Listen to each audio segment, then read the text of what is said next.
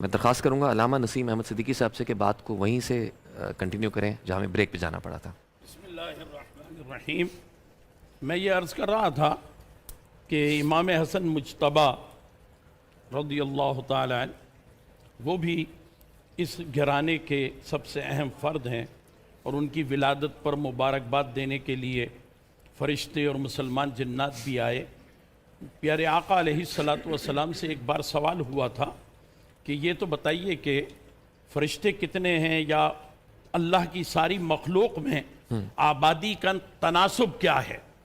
تو حضور علیہ السلام نے شرح تناسب بیان کرتے ہوئے فرمایا کہ جتنے انسان ہیں ان سے 100 سرپلس جنات ہیں، پھر جنات سے سرپلس 100% زیادہ جو ہیں وہ حشرات الارض ہیں، اور ان سے 100% زیادہ حشرات البحر ہیں، پھر ان سے 100% زیادہ حشرات الجو ہیں جو فضا میں اڑتے رہتے ہیں، چھوٹے بڑے پرندے کیڑے وغیرہ، اور پھر فرمایا ان سے 100% زیادہ اجرام فلکی ہیں، ان سے 100% زیادہ آسمان اول پر، پھر آسمان اول اور دوم کے درمیان میں، پھر دوسرے آسمان پر، دوسرے تیسرے کے درمیان، تیسرے چوتھے کے درمیان، سب کو 100% زیادہ بیان کرتے کرتے فرمایا پھر بیت المعمور اور سدرۃ المنتہا پر تو ہمارا تو کمپیوٹر بھی اور کیلکولیٹر بھی جواب دے جائے گا، اس کا حساب نہیں لگا سکتے ہم۔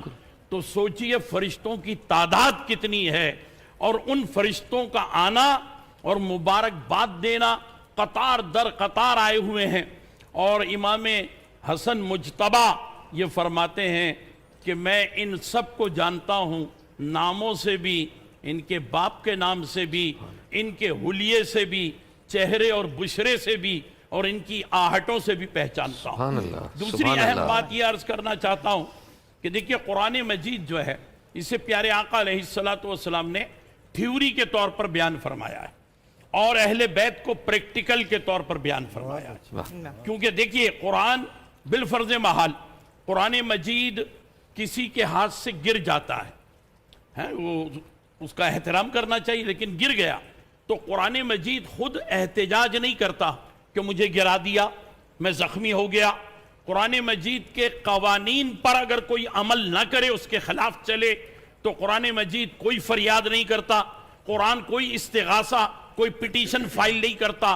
ہاں، جو قرآن کے محافظ ہیں وہی پھر قرآن مجید کی حفاظت کریں گے، اور قرآن مجید کی عزت و ناموس کے لیے اپنا کردار ادا کریں گے۔ اسی لیے اللہ کے حبیب علیہ السلام نے اہل بیت کو پریکٹیکل کیا اور قرآن مجید کو تھیوری بنایا، اور اہل بیت نے اپنا کردار ہر زمانے میں ادا کیا ہے، اور قرآن مجید کی عزت کے لیے، قرآن مجید کے احترام کے لیے، قرآن مجید میں بیان کردہ قوانین، حدود و تعزیرات، ان کے نفاذ کے لیے انہوں نے بھرپور انداز میں اپنا کردار ادا کیا ہے۔ اور وہ کردار ہر کوئی سمجھتا ہے کہ اسے اگر ہم یہاں سے لے کر کے وہاں میدان کربلا تک لے جائیں تو یہ کردار ادا کرنے ہی کی ساری صورت ہے، اور اس میں بڑی سی بڑی قربانی دے دی ہے۔ وہ ایک بڑی پیاری بات کسی شاعر نے کہی تھی کہ گھر کے سارے دیے بجھا کر جلایا چراغ دین، گھر کے سارے دیے بجھا کر جلایا چراغ دین، منزل ہی روشنی کی بدل دی۔ خوبصورت بات۔